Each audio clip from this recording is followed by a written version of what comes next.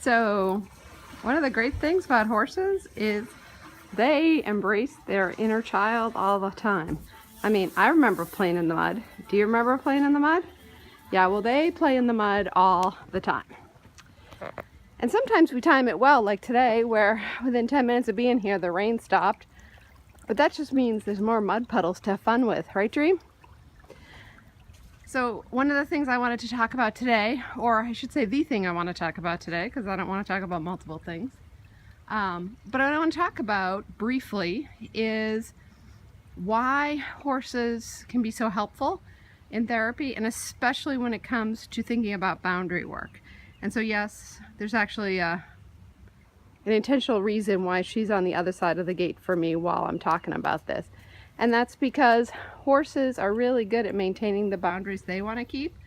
And they are also really helpful in teaching us on how to adjust and manage our own boundaries and understanding it when it comes to other people and how much our energy may impact those boundaries.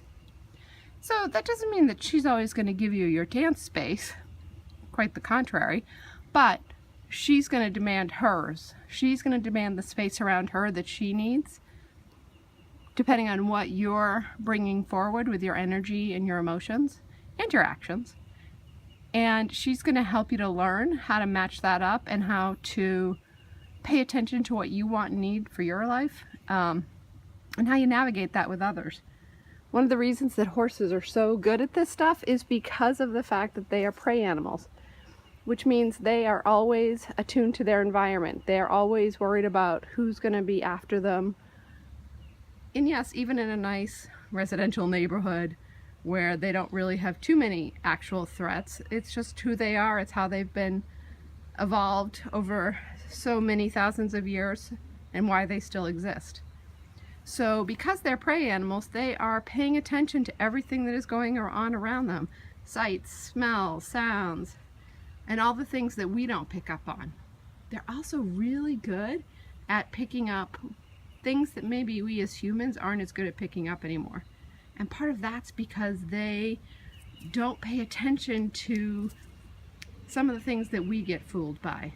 They're very good at sort of having a truth meter, so to speak. So one of the things that happens when people are out in the paddock is whatever energy you bring, or whatever energy and emotions we evoke while you're here in the paddock, will play out in your relationship with them and in how you move through the work each session, or how you and your partner or you and your family work it out. And all of those things will impact your experience in the paddock with them and their experience with you.